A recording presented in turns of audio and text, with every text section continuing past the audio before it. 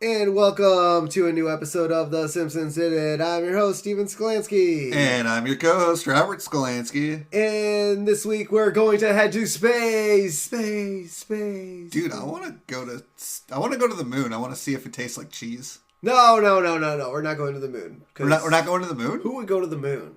Futurama? Okay, they might go to the moon. But they've been there before. Maybe we'll go to Mars. Or maybe we'll just circle around the Earth a couple times and head back home. Yeah, like William Shatner did. Just circle it a little bit, come back, say I've been to space. Yes. No, you haven't been to space. You just hit the upper stratosphere and got weightless and said you're in space. Well, wasn't that Jeff Bezos who didn't make it to space? Yeah, not quite space. Because who was it that did it? It was Bezos and Musk, right? Yeah. And Musk actually made it into space, but not Bezos. Yeah, not by very far. They literally just got right past the barrier. Well, then they didn't make it to space. That's not in space. Space is according to what's his name, the black scientist guy that everybody loves. Jesus. No. Oh my God, Neil deGrasse Tyson. Yes, him. Is it Neil deGrasse Tyson? Yes, you're right. Yeah, he came out and said, they didn't really go into space. Yeah, they didn't go to space. No. They might have hit the sky very high, but that's about it. The other thing I'm waiting for is which one of us is going to win Worker of the Week. Ooh, I don't know. Is it gonna be our microphone? Yeah, the microphone's gonna win Worker of the Week. He does all the work here, guys. He records us. He carries us. He makes us look good. Yes. So this week we are sending Homer to space with season 5, episode 15, Deep Space Homer, which is a reference to Star Trek's Deep Space Nine. Yes. Yeah, I'd never realized that until, because when I saw the episode pop up, I saw that. I'm like, oh, Deep Space Nine? And yeah, fair enough. Yeah. I mean, there was no other references to, unfortunately, Star Trek in this episode. Well, there is a Star Trek reference in here, but not Deep Space Nine Star Trek. Oh, okay. Yeah. So it aired February 25th, 1994. So, for a recap, in an attempt to send an average man into space, Homer and Barney are recruited as astronauts. I don't know if I'd really even consider Homer and Barney average. Okay. I would consider them below average. Yeah. Okay, fair enough. So, okay, look, I get why they were picked. Yes. I get why they were picked. Yes. And I think earlier on they say international search is done. I don't think they searched. No. But, man, across the entire United States, this is the best they could do. Well, it's because of how it happened. Yes, we'll get to it. Okay, so this week, because this is such an amazing episode, we had to skip the chalkboard, skip the intro, go right to the couch, and they were even so lazy enough to put that fat guy back on the couch again, and the Simpsons kind of squeezed in, and that was a repeat from Bart's Inner Child. Which was another good episode. So let's kick it off with this episode this week. Yeah, so we hear Smithers summoning the workers for the Worker of the Week award. Now, okay, they have a... not conference room, but this, we see it. The auditorium. The auditorium. Why are they making everyone leave the plant? Maybe the auditorium hasn't been built yet. Have we actually seen it up until this point? Have we? I don't know, because we haven't gotten to Homer's enemy yet. No. Because I'm Homer Simpson. Yeah. I can't think of that guy's name. It'll come to me eventually. I swear we've seen the auditorium. I don't think we have. Okay, so they haven't built it yet, so they gotta go outside. Okay. Yeah. So I love this. This is a great bit. So employees are walking through a scanner, like a full body scanner, like X-raying them as they walk through. Wait, but why? Was this to start the day? Was this the middle of the day? And why do you need to scan them? Is someone going to have a gun and shoot Mr. Burns? Well, hold on. So the first 2 workers who walk through are clean. They don't have anything on them. The third guy has a pistol in his helmet. The fourth guy has an Uzi underneath his jacket. The fifth guy is just 2 kids posing as an adult. Awesome. And I love that. So Homer is last, that we see to walk through. And, he's kind of hunched over, scratching his back. And he walks through and he's all hunched over. Like an ape. And the security guys are like, oh, hey, Homer. And Homer's like, oh, hey, guys. And he comes out and he's, scratching his armpit because he's That's the joke. It's great. I love it so much. It's such a great gag. Okay, so but back to my question. Why is there security? Would they have gone through security to get into the plant? Maybe this is like the beginning of the day. Okay, see, that's what I was wondering. Like, yeah, maybe it's just the but beginning. Then why would Smithers be calling? Would there have been like a memo the night before? Okay, everyone, we're starting the day out in the courtyard. Maybe they just decided to do it that day. I don't know what's going on. I don't know. So then we cut to the courtyard, and Lenny and Carl are sitting there with their Worker of the Week award medals on, and Lenny and Carl are talking about how they hate Worker Week because everyone has won one except for, and then Homer runs, "Hey guys!" Yeah, that's awesome. He's like, I like it. So I have a question: have you ever worked for a company that has done Employee of the Month or yeah, I never won. See, neither did I, and I think it's a popularity contest. That's all it is. I don't know, so I've done it. I've had it twice at 2 different TV stations, and the reason I hated them so much is because everybody puts in roughly the same amount of work. Like, everybody's doing their job. And there was a week, and I remember this, where we covered the Badgers men's basketball team when they went to the Final Four. I think it was that year. And one of the reporters ended up winning the Employee of the Month, even though, I did a ton of work. If it wasn't for me, so I think Employee of the Week awards or Employee of the Month awards are really not great. Like, I think higher ups think, it'll breed competition to make people work better. But I think it breeds more resentment than it does productivity. So now Homer, he's like, I have to win today. Yeah, it's like Union Rule 26. Every employee must win Worker of the Week at least once, regardless of gross incompetence, obesity, or rank odor. Oh my god, it's so funny. Well, I mean, they're a union. He's got to win. And so Burns comes, Smithers, he's like, everybody, give me an odd hush. Yeah. And he introduces Burns, and Burns comes out. Yeah, he's like, compadres, it is imperative that we crush the freedom fighters before the start of the rainy season. And remember, a shiny new donkey to whomever brings me the head of Colonel Montoya. And then Smithers whispers in Burns' ears. He's like, and by that I mean, yeah, let's award the Worker of the Week award. And guess who won it? The inanimate carbon rod. Stupid carbon rod. It's all just a popularity contest. Oh my god. See, I told you, it's just a popularity contest. I love this episode. So, all the workers cheer for the inanimate carbon rod. And Homer's like, I'll show Burns who's inanimate. And then he just stands there. Like an inanimate object. Yes. Thank you for explaining the joke. It makes it funnier. So now we cut back to the Simpsons household where they're eating dinner. And Homer mumbles, how the rod is dumb. It's just a popularity contest. And Bart's like, well, did you get to see the rod? His Homer's like, nobody respects me at work. Then Marge is like, well, we respect you. And Bart secretly writes, insert brain here on the back of Homer's head. And all the family laugh at it. And Marge is like, Bart, don't do that. And then she kind of chuckles. And Homer's like, well, I want to see it. So he starts trying to look at the back of his head. Yes. Spins it around, ends up on the floor, spinning around while everybody's laughing. And then they all kind of just die down because they're like, oh, this isn't funny anymore. Because Homer's... It's funny because that's the second time Homer's done that for a completely different situation. Yes.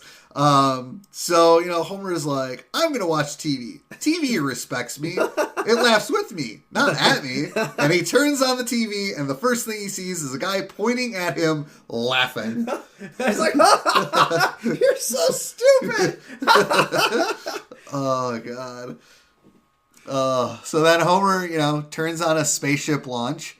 And the mission of this launch is to see the effects of weightlessness on tiny screws. Well, yeah. Why else would... To see the effects on chimps? Exactly. Oh, we'll get to that. Yes. So Homer calls the event boring, and he tries to change the channel, but the remote batteries fall out. Have you ever had that happen to you? No. No? Where you grab the remote batteries fall out? No. Because I know how to use a remote control. No, maybe it's just a horrible remote. It could be. Like the latch doesn't open. It might be a very old remote. Yeah, and Homer was so shaky that the batteries just popped out. Yeah. Because you see, like, the funny thing is you see the back panel of the remote kind of swinging open. And so we see that the guy's introducing the crew. It has a mathematician, a different kind of mathematician, and a statistician, which is basically a mathematician. Yes, Matt. Again, thank you for explaining the joke. Makes funny. Yes, thank you. So Homer tries to get the batteries back into the remote. He's fumbling, and Bart walks in and says, "Oh no, not another boring space launch," which leads me to believe that the Simpsons have accidentally turned on this space launches a few times. I mean, is that the only channel they get? Oh no, space launch again. I don't know. I mean, they can be kind of exciting, but I think, it's funny because I think if this episode played in our day and age, I would completely understand it because there's just so many, like, space launches every year and, like, how you have billionaires racing to space. If this episode aired in the 70s, everyone would be like, ooh, another space launch. Yeah. Back then, they used to watch them all the time. I don't know how many space launches that... I mean, there were a couple... There was the Challenger tragedy in 86. Yeah. But, like, I don't really know... I don't remember too many space launches in the 90s. Yeah, not too many. Yeah. And so I like how Bart yells at Homer to change the channel, and obviously Homer can't do it, so Bart slides across the room and unplugs the TV. Instead of turning it off or, anything else. And so I like how the NASA... So the guy's name's Stillwater. Oh, okay. They never said his name. Yeah, his name's Stillwater. So it's like, people, we're in danger of losing our funding. America isn't interested in space exploration anymore. And then Babcock is the other guy's name. Okay. It's like, maybe we should finally tell them the big secret. That all the chimps we sent into space came back super intelligent. Then we see a swivel chair around and a chimp's in a suit. The chimp's like, no, I don't think we'll be telling him that. And then he hops off his chair and wanders away. But yeah, the scientist, says they have a problem with the launch, and it's the lowest Nielsen ratings they've ever gotten. Okay, so I'm going to explain this for anybody who doesn't understand Nielsen ratings, because it is a very archaic thing in TV now. Because the way TV rating... streaming. What? Well, not necessarily because of streaming, because a lot of TV stations now are what are considered metered. So, like, they install some boxes, and then they can just, see the viewing habits of people in a certain area. But the way Nielsen ratings worked is that, select families were chosen, and you were given a diary, and you would write down what you watched and when. I'm not even kidding. Like, that's a real thing. And the problem with the Nielsen rating is because it's done by humans. You might, like, and this has been an issue in television where, like, we'll get a phone call for another station and they'll think we're them and we'll get yelled at for another station. So, the whole Nielsen rating thing is you might write down what you think you're watching, but you might be watching a different station. So, but I kind of have to agree here.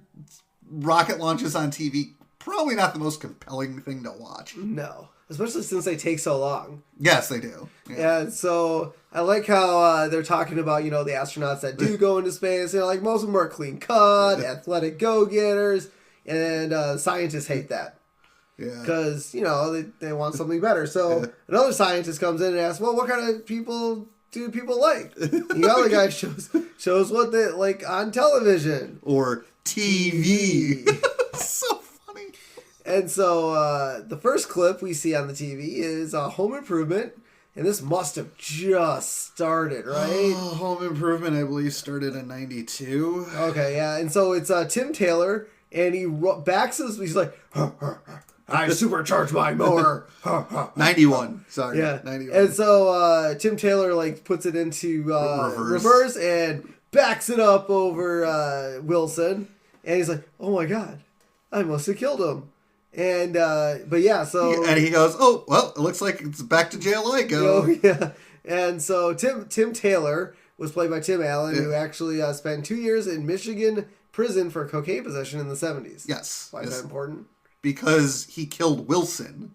And the line is, so looks back to yeah, he's like, back to jail again for me. Oh, okay. Yes. That is why it is relevant. Okay. I was like, I don't know why that's relevant.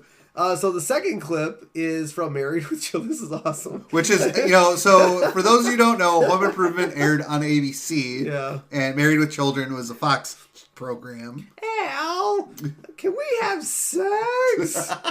No.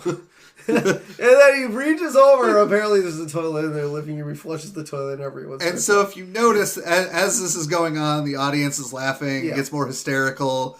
And so, this was actually a parody of the actual Married with Children's audience for being because they were viewed as being loud and excitable to the point of being obnoxious. Which I never knew that. Well, I knew they were filmed in front of lives, but I didn't realize that was how they were because I guess I never paid attention to that. Yep. And so the scientist points out that the characters are just blue collar slobs. Well, yes, they are.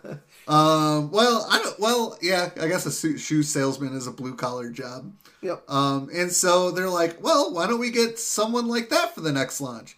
And the little one guy's like, well, let's do an inefficient search at the taxpayer's expense. And Babcock goes, I wish there were an easier way. Yeah, it's called sending out flyers. Yeah, right. I think obviously the joke is the government doesn't know how to do stuff efficiently. Yes. So then Homer, so the phone rings at NASA and it's Homer calling them to complain about the boring space launches. And he's like, and then he also describes himself as an ordinary blue collar slob. And just to let you know, I'm an ordinary blue collar slob. And so Babcock goes, how'd you get this number? Shut up. and then Homer also complains about not being able to get Tang.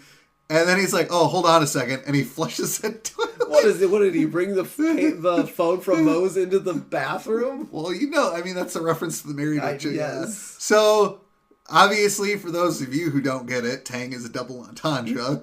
But I do because they drink Tang in space. Yes. That's what the astronauts drink. Yeah, they drink Tang. Growing boys need their Tang. So then all the scientists kind of look at each other, and Babcock goes, "Our long search is over. You didn't even begin your search yet. You didn't even start. You're just like, oh, this idiot called us perfect."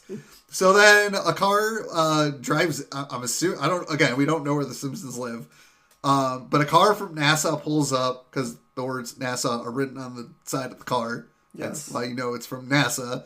Up to Moe's, and so they cut inside, and Homer calls up the president at the time. He's like, "Oh, well, I've heard you know where to get Tang," because it's Bill Clinton. He calls Bill Clinton. So Homer tells Clinton to shut up. Like, I figured if anyone knew where you could get some Tang, it'd be you. And the funny thing is, this was before the Monica Lewinsky scandal, which is hilarious. But I love the fact Simpsons called it. So I don't think this is ever a Simpsons prediction anyone's ever caught. Yeah. And I love how Homer tells Clinton to shut up as well. And Shut up! And I'm assuming Clinton asked him where he got the number from. Yes. And so... how does Homer know the telephone numbers for both NASA and President Clinton? Now, was it Clinton's personal phone or maybe he the guessed White House? I don't know. 1-800-WHITE House. And so, what was the Stillwater? Was that his name? Yeah. He asked Homer if he was the one that called, and Homer's like, "Oh God, I'm gonna get in trouble." It was that guy sitting over there, and he points at Barney. And so they go to Barney, and they're like, "How would you like to be higher than you've ever been in your life?" Which, oh my God, that hits so much harder now as an adult. Because Barney, you could see the look in Barney's eyes, and then like, oh, how would you like to go to space? He's like, be an astronaut? Yeah, absolutely. No, because him how if he wants to be high, as high as he can in his life. He's like, oh, be an astronaut? Yeah. And he's like, they're telling Barney, yeah, it'll bring bring respect from your family and friends. And Homer's like, respect? It was me. I was the one that made the call. Check with the FBI. I have a file. Oh my God, that's so. Oh, except for the fact that Bart's the one that makes prank phone calls. Prank. So Babcock suggests taking both Barney and Homer. So Stillwater knocks them both out with, what would you call that thing? Is it called a slapper? I don't know what they're called. Yeah, I don't know what that thing is. And so Babcock's like, that was unnecessary. And the Stellar's like, yeah, I know. Yeah. They were going to come with us. Oh, God. And so now we cut to the Simpsons in the Beverly Hillbillies car driving to Cape Canaveral. It was such a weird cut right there. I don't know why they did that reference. Because they're hillbillies? I guess. So they go to Cape Canaveral, formerly Cape Kennedy, formerly Cape Arbuckle. So, Cape Canaveral was formerly Cape Kennedy. I don't know where this Arbuckle reference comes from. If anybody has a clue what the Arbuckle thing is, please let us know, because I have no idea. And so they do a press conference where Homer and Barney are introduced as the next kind of astronaut, the average American. And the first reporter from the AP raises his hand. He goes, "Is this a joke? I assure you this is not." And then another reporter who works for the Minneapolis Daily Star, which I thought was great, which is, a real publication here in Minnesota. Yep. And she goes, no, really? Is this a joke? And so another reporter stands up. He's like, question for the barbecue chef. Oh, we probably should reference that. So Homer is wearing a Hail to the Chief apron at the NASA press conference. Yeah, and Barney is dressed like a golfer. Yeah. The reporter's like, question for the barbecue chef. Don't you think it's inherent danger in sending unqualified civilians into space? And Homer's like, I'll field this one. Well, no shit, you were asked. Yeah. The only danger is if they send us to that terrible Planet of the Apes.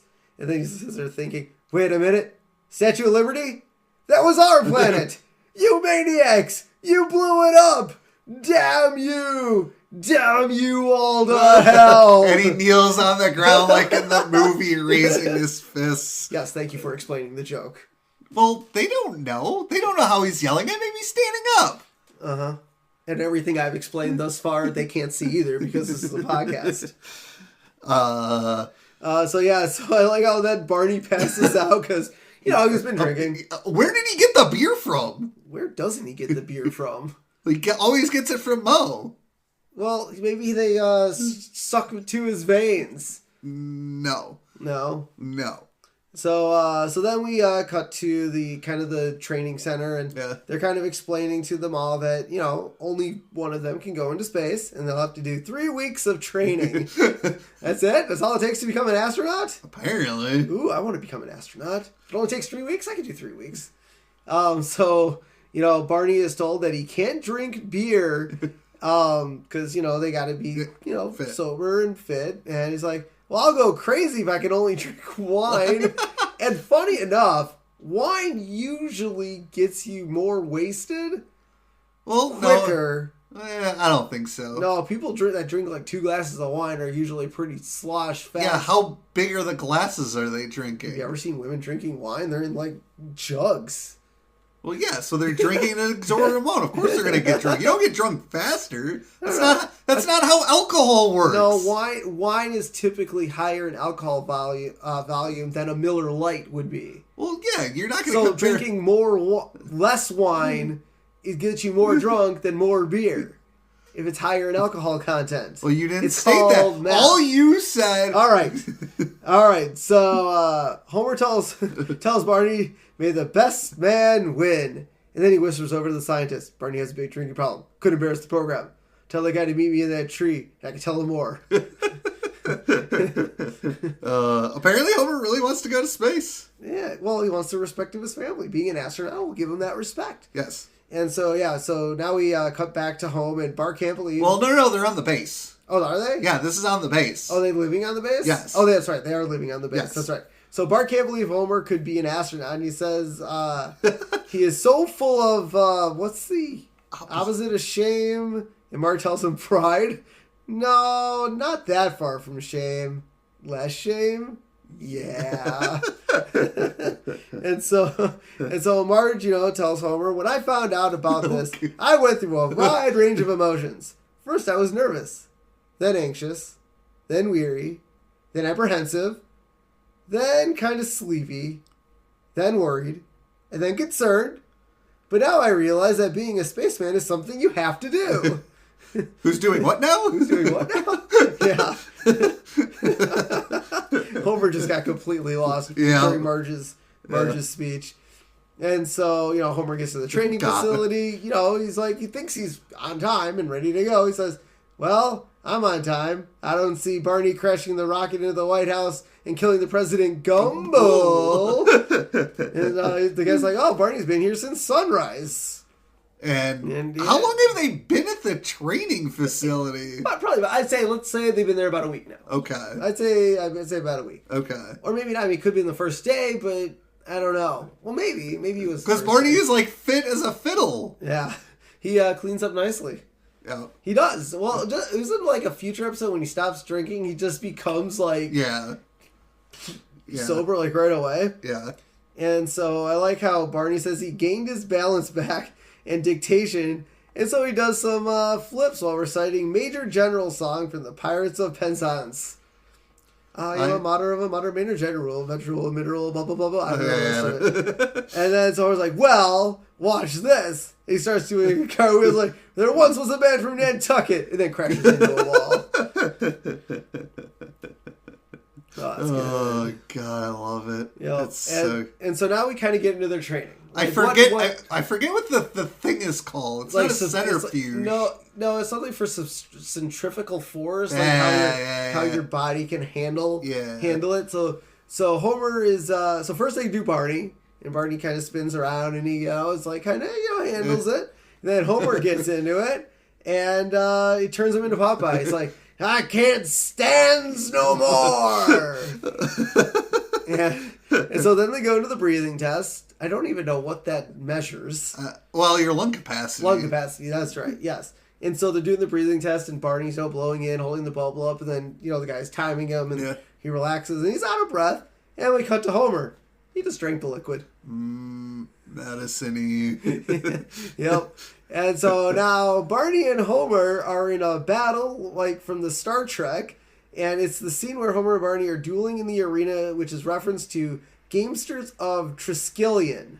And that's from Star Trek, the original series. I told you there was a Star Trek reference, but not from Deep Space Nine. Yep. And doesn't they start talking in Klingon or something fucking random? No. I don't know. And so now the head guy introduces Barney and Homer to Race Banyan and Buzz Aldrin. Who they got Buzz Aldrin to Aldrin to voice himself, yes. And he is the second man on the moon. Well, as I like to say, second comes after first. Awkward silence. Yeah. And so Buzz like, so Barney, we hear you're kicking ass. And Homer clears his throat. He's like, I don't think this contest is over yet, Buzz. If that is your real name. Dude, I use that all the time. I had no idea I got it from The Simpsons. I believe there is still a little something called the swimsuit competition. And then Stillwater's like, there's no swimsuit competition, Homer. You mean I shaved my bikini zone for nothing? I use the if that is your real name line so much. I honestly didn't know that I got it from The Simpsons because I think I heard somebody else say it. But I love it. So so now they're walking with Homer and Barney, and they're like, he's like, gentlemen, you've both worked very hard, and in a way, you're both winners. But in another more accurate way, Barney is the winner. And so, they pour champagne, which is non-alcoholic. Well, we don't know that yet. Okay. So they pour champagne and they give it to Barney, and he after he drinks it, he reacts like he drank alcohol. So then Barney's like, he's like, I'm out of here. And he grabs a jetpack and he tries to fly away, but the jetpack dies. And then he lands on the roof. So he lands on the roof to the pillow factory, but obviously the roof is really hard. Yes. And then he falls on the road where he's run over by a truck carrying marshmallows. And this is where the scientists are like, they can't figure it out. It's like, that's non-alcoholic champagne. And Homer, I guess you're the winner by default. Woohoo! The two sweetest words in the English language. Default. And then Stillwater whacks him with the thing. Where did you get that? Send away. So you got it off the back of a comic book? Yeah. Is that what that means? I love the default line. Yep. Oh my god. Use it every chance I get. so now we get an Itchy and Scratchy episode called Scar Trek: The Next Laceration. Oh my god! And so it pulled opens out all the Star Treks this episode: Deep Space Nine, the the original series, and now the Next Generation. Yeah. So we see Scratchy driving his rocket ship, and he eats a sandwich, but then Itchy pops out like the alien in Alien. Yes, and then he eats the sandwich. Yep. And then after Itchy eats the sandwich, he decides he's had enough of Scratchy. He's had enough of Scratchy. He's had enough of Scratchy, and so he shoots Scratchy into space, and then he has is that the thing from Aliens? That the thing he climbs into? I think it's a reference to it. Okay. But I don't think it's not the exact. So Itchy climbs this machine, which he uses to grab Scratchy, and he holds Scratchy's body up to some rings on a planet, which are spinning, and it cuts... Probably Saturn. And it cuts... Just by the way, Saturn's rings are made up of just rocks and asteroid bits. It's not actually a physical ring. Yeah. And so, Scratchy's cut in half, and he's kind of floating there, and then Scratchy... all right, fine. You cut me in half, sure. And then Itchy uses the little machine to take off Scratchy's helmet, and Scratchy's head expands, because that's what happens in space, and then Itchy takes a pen and pops Scratchy's head like a balloon. Yes, and then blood splatters all over the screen. Blood, guts, brain matter. The end. And then we get a viewer advisory. The preceding program contains scenes of extreme violence and should not have been viewed by young children. This should have been at the beginning. Those warnings haven't been put into TV shows yet, right? Like the little TV 14 in the upper right hand corner. I think they have. I think they've been around since the late 80s. Oh, have they? Yeah, I think so. And so the kids are laughing about it. You can always check my VHS tapes. Yeah. So the kids are laughing about it, but Homer is just sitting there grabbing the couch. You can see the sweat pouring out of his head. It's great. Love it. And so now we cut to the Homer and the astronauts walking slowly to the spaceship, as you do in movies and TV shows about this. And Homer sees the spaceship and he's like, no. And then he runs away. Yep. And so he decides he's got to call Marge. So he finds got to get that extra something. Yeah. So he decides to call Marge on a payphone. And just ran. If they're on the station, could they just run back to the house? I don't know. I don't know how far away the shit is. And so he calls Marge to tell her he doesn't want to go through with being an astronaut anymore. And he says being an astronaut is what got Marge to respect him. Yeah. And Marge is like, Homer, when we met, you weren't an astronaut. And you don't even know how to use the touch tone on the phone. But I still respect you. And then you hear beep, beep, beep. Homer, you've already dialed. And then Marge tells Homer that if he doesn't take this opportunity, he's going to regret it for the rest of his life. Yep. And he's like, you're right, Marge. Just like the time I could have met Mr. T at the mall. The entire day I kept saying, I'll go a little later. I'll go a little later. And then when I got there, they told me you just left. And when I asked the mall guy if he would ever come back again, he said he didn't know. Well, I'm never going to let something like that ever happen to me again. I'm going into space right now. And he gets a slight pause. Beep, beep. Marge is just like, oh my God. Oh, God. So, he decides to go into space. Marge says it's going to go well and that she is proud of Homer. And, he starts dialing again because he's an idiot. And so now, we see Homer and Race and Buzz on the rocket ship. And Homer's like, are we in space yet? Are we in space yet? I want to be in space because I'm thirsty. And Race calls Mission Control. Can we sedate the cargo ahead of schedule? Request denied. I didn't know Homer was cargo. I thought the ants and the screws were the cargo. Yeah, so we see an ant colony in the background with the label experimental ant colony. As we'll find out later, maybe they're smart ants. I don't know. And then they also have to deliver children's letters to God. And there's a bin thing on the side next to Buzz that says children's letters to God to jettison. Because that's where God lives, is in space. So they press a button, they jettison. Well, haven't you ever seen Futurama? It's where God, yeah. Well, wherever Bender ran into him. Yeah, space. Anyway, yeah, space.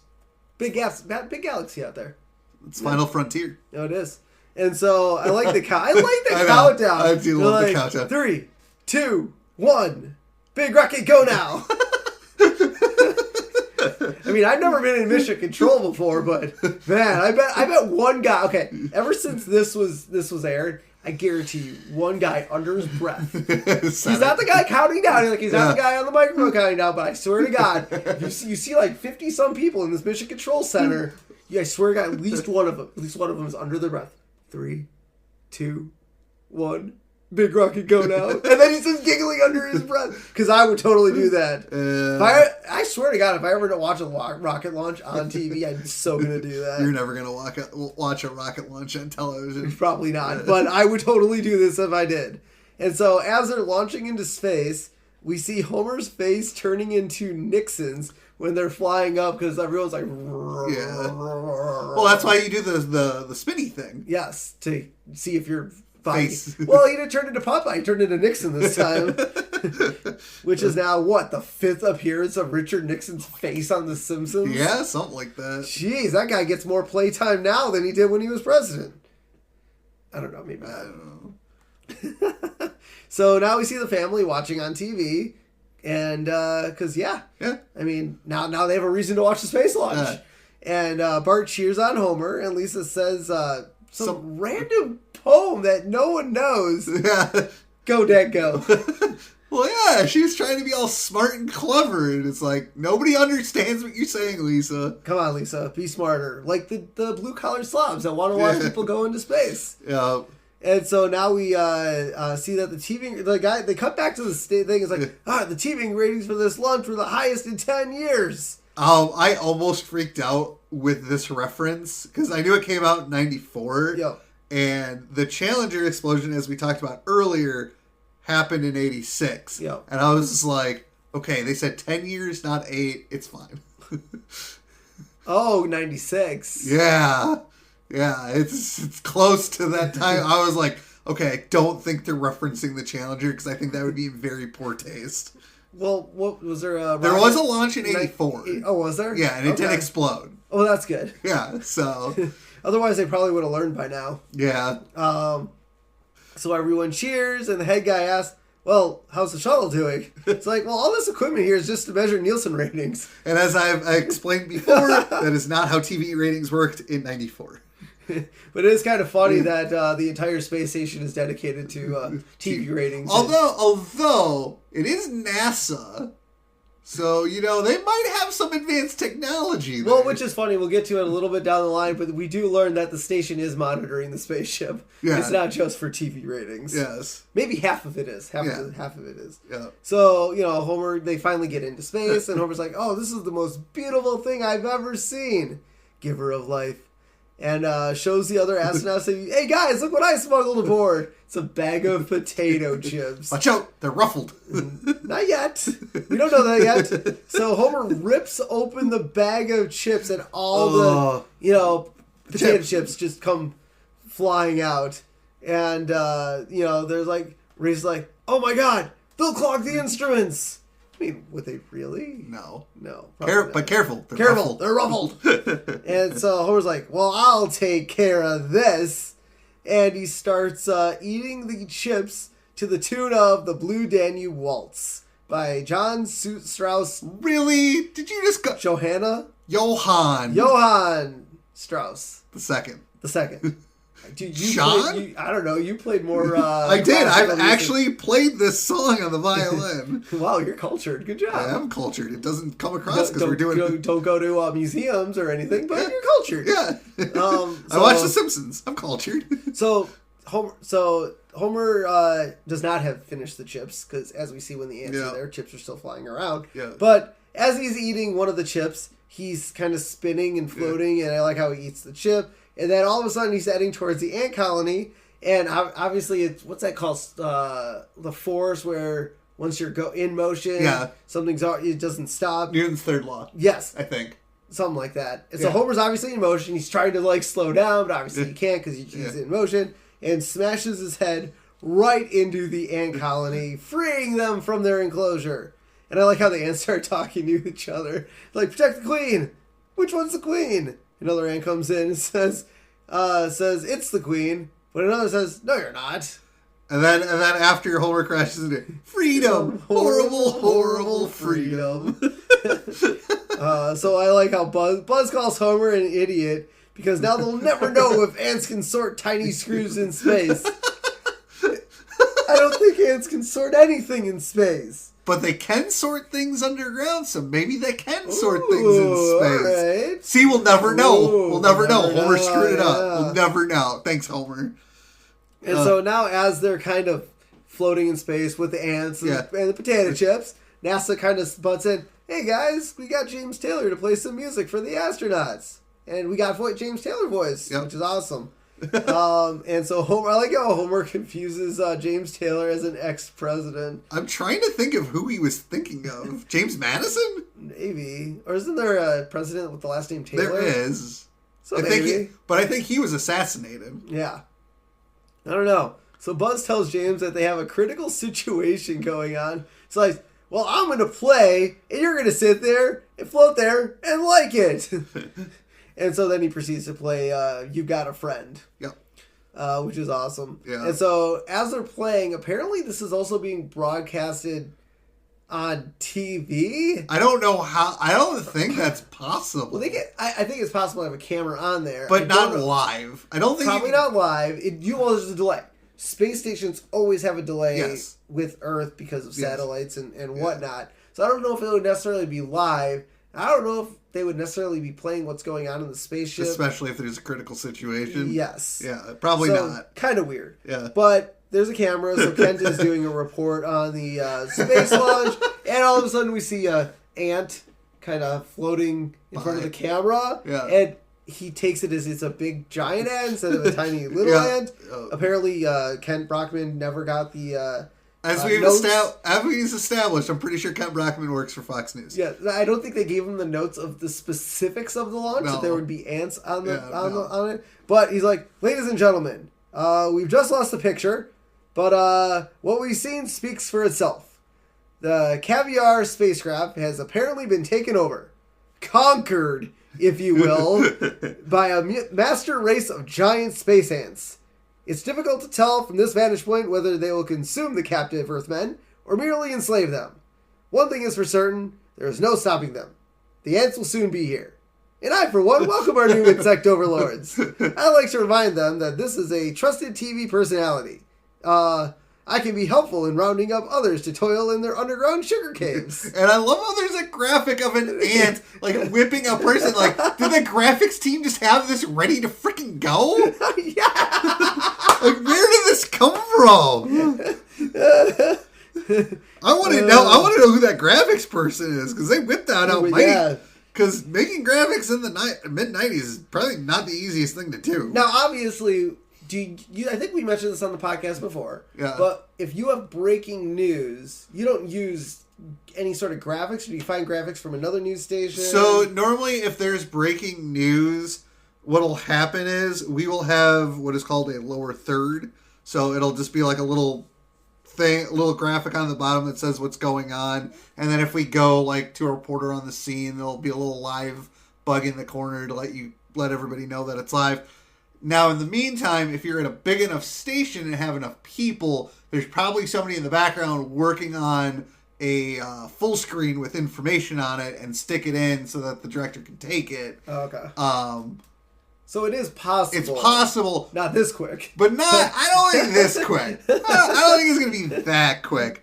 And so, Ken's freaking out. Everybody's freaking out. And we cut back to the Simpsons watching on television. Marge, tries to reassure that the kids that Homer's all right. And Lisa's like, well, what are you basing that on? Marge's like, who wants ginger snap? And I love the scene because, she takes Maggie's head and turns it inwards towards her, but there's nothing on the TV that, would scar her, because the video feed from space is out. Yeah. They can't see it, so it was kind of maybe it was because Ken Brockman was talking. I mean, I would turn a baby's head from Ken Brockman. And so we cut back to the space shuttle in space, and we hear James Taylor, now he's still singing, but this time he is singing Fire and Rain, but he changes the words. So if the live... So did they have a live feed? Or was it just audio? Who? The space station. To where? To the... TV? To where? To the TV station or to the control? The command center, the control center, to the shuttle. Did they have a live video feed? Yeah. Okay. How would they not know that the video was out and they were in trouble? I don't know. Got James Taylor the fuck out of there. Maybe they didn't know. I don't know. That's why I was wondering if it was just an audio feed to them, but then why would Ken Brockman have a video feed if they didn't have a video feed? Maybe he paid somebody off to get the video feed. Maybe. I don't know. I don't know. Or maybe they had Kent Brockman at Cape Canaveral, and it was a closed circuit television deal. Oh, maybe. Which still leads me to the question of how they got that graphic so quickly. Anyways, so James Taylor is singing Fire and Rain, but he changes the words because it says, what does he sing, crashing to the ground or something? Yeah, so he's something, the flying through the air, and then he's like, oh no. Yeah. Well, he's like crashing to the ground, and then he's like, flying safely through the air. And so that was a good change. I like that. That was James Taylor. I wonder if he did that by himself or if it was written into the script. That would be a good question. I like that question. That's a good question. And so now we cut back on board of the space shuttle, and the ants are, crawling everywhere, and they get into the navigation system and short it out. Yep. And, James Taylor, he's like, ants, huh? We had quite a severe ant problem at the vineyard this year. I had our Garfunkel come by with his compressor, and we created a total vacuum outside the house, and we blew the ants out the front door. But I'm sure you high-tech NASA people could care less about our resort town ways. And the Stillwater is about to smack James Taylor, and Babcock's, wait, he might be onto something. And so, we go up into space, and they're like, all right, everybody grab onto something, and they all grab onto, whatever's in front of them, and Buzz Aldrin goes, 3, 2, 1, make hatch blow now, which is great. And so the hatch blows open, and all the potato chips and ants fly out, and Homer is like, well, that's all done. And he he does the little hand thing, yeah. But the hatch isn't closed yet, and Why wasn't he buckled in? Or did he unbuckle? None of them were buckled in. They just grabbed on. Don't spacecrafts have those, Yes, they do. The shoulder straps? Yes, they do. Weren't they wearing them when they rocketed, when they launched them? Oh, yes. So why wouldn't you just put those on? They panicked? Or maybe Buzz and Race did and Homer didn't? I don't know. And so Homer, because of the space suction, Homer flies out of the space shuttle, but he's able to grab onto the handle of the hatch. And it starts to bend, and Babcock's like, this is a disaster, and James Taylor just runs away. Yeah. Well, yeah, no shit, this is a disaster. You have Homer Simpson up there. What did you expect? Yep. And so Homer, he's holding on that handle for dear life, and Buzz and Race come over, and right as the handle breaks, they grab him, and they're able to pull him into the space shuttle. And they point out that if the hatch remains open, they will burn up upon re-entry. Yep. And I'm surprised they weren't dead, because they also weren't wearing their helmet. Oh, no, they were wearing their helmets. Were they? Yeah, because Homer hits Race in the head. Yep. Yeah. And so Race looks at Homer. He's like, if I'm going to hell, I'm taking you with me. And Homer's like, wait. And he grabs behind him, and he grabs a rod, and he's like, aha.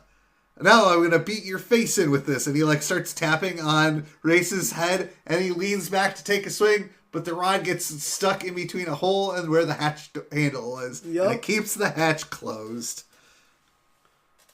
And so, and now we get back to Kent Brockman, who's on air. Oh, yeah. Yep. Okay, yep. So, yeah, Kent comes back onto air. He's like, well, this reporter was possibly a little hasty earlier and would like to reaffirm his allegiance to this country and its human president. It may not be perfect, but it's still the best government we have. For now. And there's a sign. I love how they taped up a sign behind Hail them. ants. Hail ants. Oh, God. So good. At least it was taped and not an actual graphic. Yeah. Infographic. Yeah. That's how they got it so fast. Someone drew it. true. I don't think anybody drew it.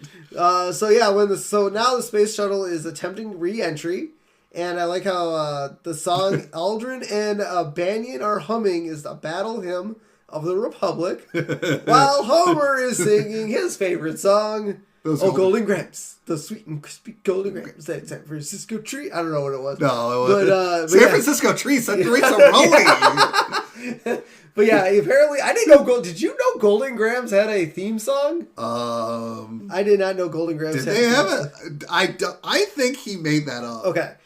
You check into that. I'm going to search. So Lisa's on the couch like, I hope Homer makes it. And Abe is sitting next to her. She's like, come on, Dad. You can make it. Grandpa's like, oh, of course he'll make it. It's TV. So Golden Grams had a So Happy Together TV commercial in 2016. However, in 1976, there was a Golden Grams cereal commercial.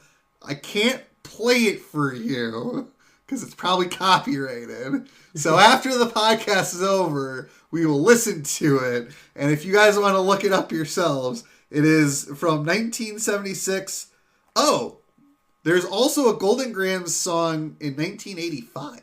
Oh, okay. We'll take a listen to that. Probably post something on Facebook about it for you guys. I like Grandpa's line, he'll make it, it's TV. Like, he thinks he's watching a TV program. But it's also meta because it's a TV show. Yes. I love it. So the space shuttle, crashes. So normally, if you guys don't know, when space shuttles do re-entry, they're always, I guess these latest ones have been like, the space shuttle actually has wheels and lands at a runway, right? Or do they crash in the ocean still? I think it still crashes. I haven't watched them.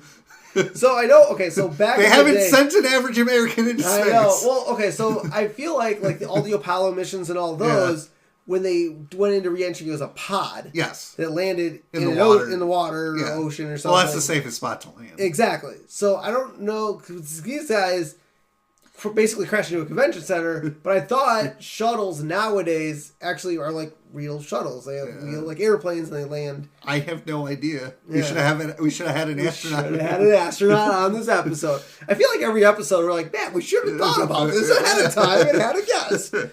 But yes, the space shuttle crashes at a convention center where apparently there's just a news reporter convention going on. So that's kind of a true thing. There is a thing every year in Wisconsin, I'm pretty sure every state probably has something like this, where, because I did this in college, and they also do it for professionals, where you go to a convention and you listen to people speak about news. It is boring. But the thing to do when you're in college is you get there the night before and you get drunk. Oh, right. Okay. So I like how, as they crash, like the reporters gather around and they open up the door and the reporters ask how they solved the door problem. And this is awesome. Buzz gave Homer the credit for, saving their lives. Yes. And then the reporters realize Homer used the anatomic carbon rod to do it. And they take a picture of it, and now the rod gets put on Time Magazine. In Rod We Trust. Rod We Trust. Rod Flanders? Yeah. And so now the carbon rod gets its own parade, which the Simpsons are now watching on TV. Yeah. And Homer's like, oh, screw this, and turns it off because he knows he did it. And Bart gets annoyed because they were about to show close-ups of the rod. And obviously Homer hates that rod. But Lisa and Marge remind him that only a handful of people could have done what he did. Yes. So they're he's earned their respect. Yes. He's earned the respect of his friends and, well, maybe not friends, but family. Yep. And I like how Homer's like, yeah, maybe I do have the right. What's that stuff? It's such a great line. And so Homer thanks Marge and Lisa, and Marge asks Bart if there's anything he would like to say to Homer. And Bart replies, nah, he knows how I feel. And Bart's writing the word hero on Homer's head, which, that's nice. Surprised Homer didn't do the bit where he turns around and tries to look at it again, but that's okay. And so after Bart writes hero on his head, he throws the marker into the air, and we go into space, where we see a Fox satellite and a baby Homer, because apparently Homer's sperm impregnated someone, in space. An alien in space. Okay, so the baby Homer is a reference to 2001: A Space Odyssey. Yes. Yeah. And I do like how the Fox satellite hits baby Homer in the head. He's like, no. All right. So there are a couple things we missed throughout the episode that I just want to fill everyone in on. Sure. So several scenes in this episode actually spoof the movie The Right Stuff from 1983, including Homer and Barney's training regiment and the crew singing while sweating to re-entry. So those two movie moments that we didn't call out. And then one other thing, it's the space shuttle, the Corvair, that they're riding into space. Is a reference to the Chevrolet Corvair from the 1960s.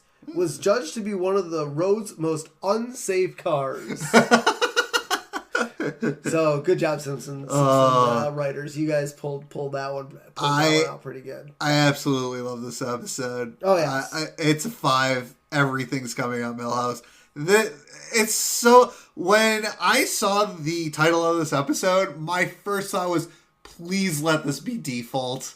Where he says default. I know this stuff. Because I don't remember. True Simpson fan, are you? I don't remember. I have a horrible memory. I remember every single one. Every time I watch. Well, as soon as I started watching, I'm like, oh yeah, okay, this is the. I don't remember names very well of episodes, but it's just so good. You have the inanimate carbon rod, default. You have them in space.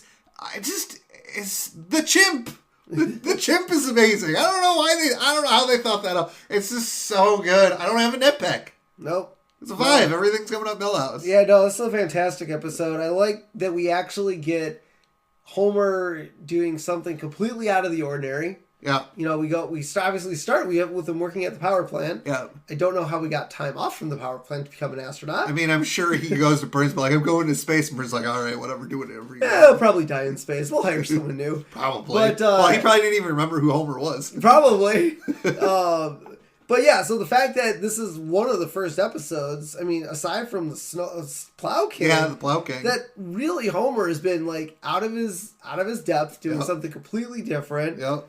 He did it for the respect of his family, which it's something he seems like he's always trying to thrive for. Yep. I absolutely love this episode. It's a 5. Everything's coming up Millhouse for me. There's just so many great bits. I mean, the Barney drinking the non-alcoholic champagne.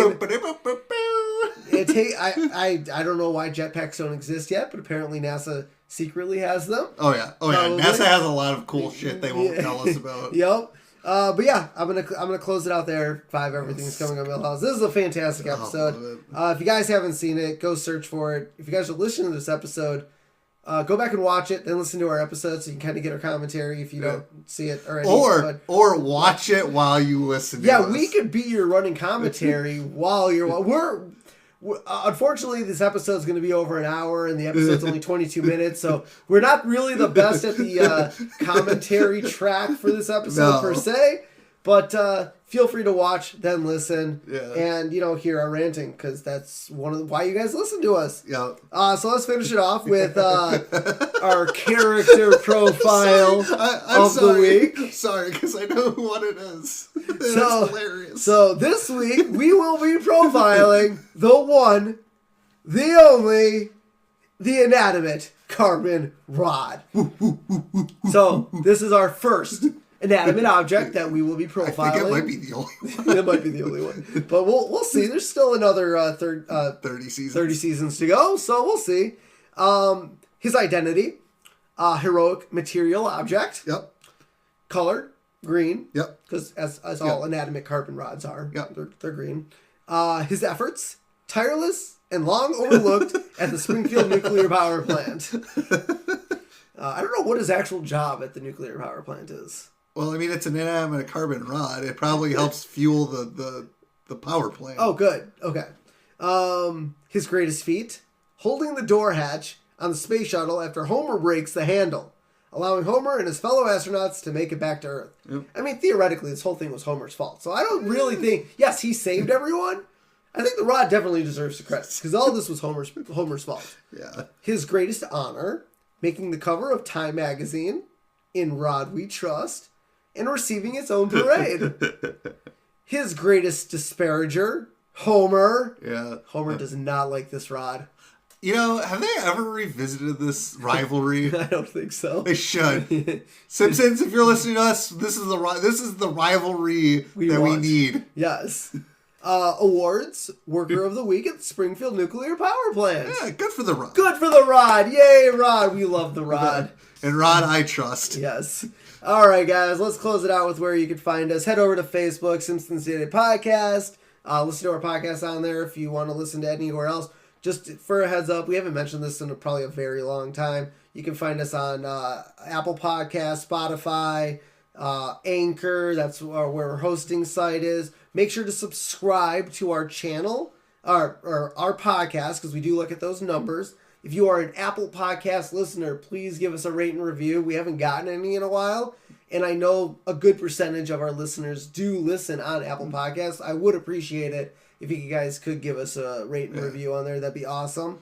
You can find us on Instagram, The Simpsons Did It Pod. You can find us on Twitter, Simpsons Did It PC. If you'd like to donate to our podcast, check us out on buymeacoffee.com/Simpsons Did It. And all your money will go to keeping this endeavor running. And we'll get you some stickers for your support. Head over to YouTube. And if you guys are just picking us up now, obviously you can feel free to go back and listen to the episodes on your podcast listening platform. But if you do other things like listen to YouTube all day long, our podcast is on there. Just search Simpsons Did It Podcast. Make sure to subscribe so in the future we can just have a URL, and that would be great. And you can get notified when new episodes drop on there. Yep. Especially if you want to listen to it once, twice, thrice, or more.